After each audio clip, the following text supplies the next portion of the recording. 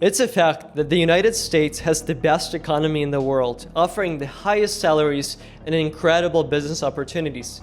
And yet, when Canada opened its doors to American immigrants, the system was overwhelmed with 10,000 applications in one single day. As you can see, I have my Canada-US pin, so in this video, you'll learn what a bird in the hand is worth two in the bush means to immigrants who choose Canada. I hope you're subscribed to this channel as we're getting ready for a new era in content with incredible insights from politicians and lawyers to make your new chapter successful. Turn on your notifications and let's dive into this video. In simple words, Canada's immigration system gives you control over your life, while the US makes you extremely dependent on factors outside your control.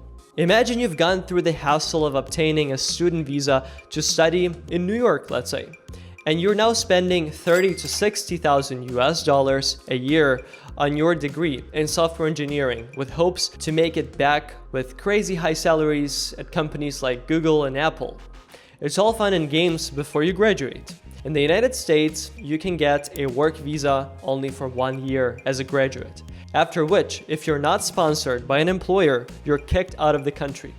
However, STEM majors get a 3-year work visa.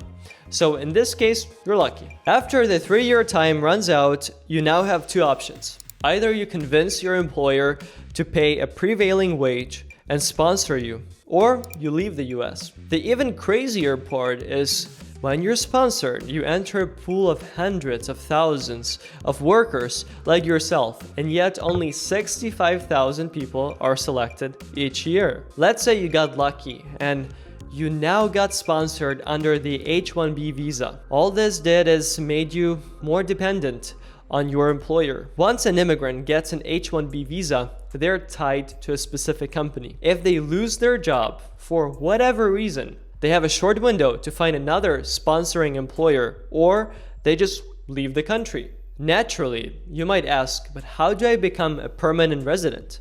The US prioritizes money and family connections. If you don't have $1 million to give to the government or family to sponsor you, welcome to the green card backlog. There is a significant waiting time for green cards, especially for people from countries with high numbers of applicants, like India or China. Some wait for decades due to per country limits.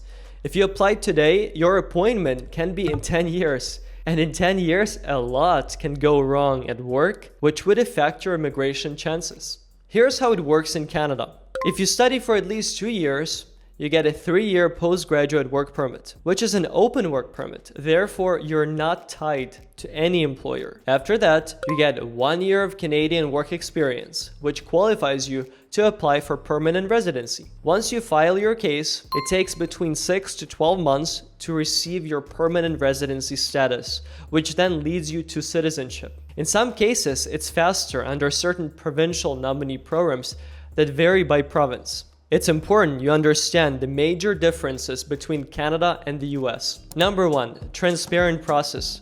Canada's express entry system is predictable and based on a point system. Applicants can see their scores and know their chances. It's not a lottery.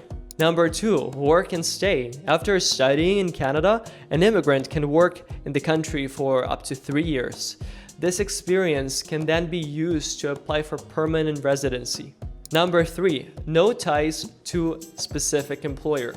Once approved, immigrants aren't tied to a specific employer. They get permanent residency, which offers more freedom and stability. Number 4, no discriminatory limits. Canada doesn't have a per country limit like the US, so immigrants from populous countries don't face extended waiting times. Number 5, pro-immigrant attitude. Canada has a welcoming attitude towards immigrants, with policies that are designed to strengthen the economy and unite families. I lived in the United States before. I loved it, but all the factors I called out prior made me move to Canada. If you want to accomplish the same, but are not sure about something, book a meeting in the description below this video. I'd be happy to help you out, avoid mistakes that I personally made. Please don't forget to comment down below which country you prefer, Canada or the US. I'd love to see who gets more votes, and see you in the next video.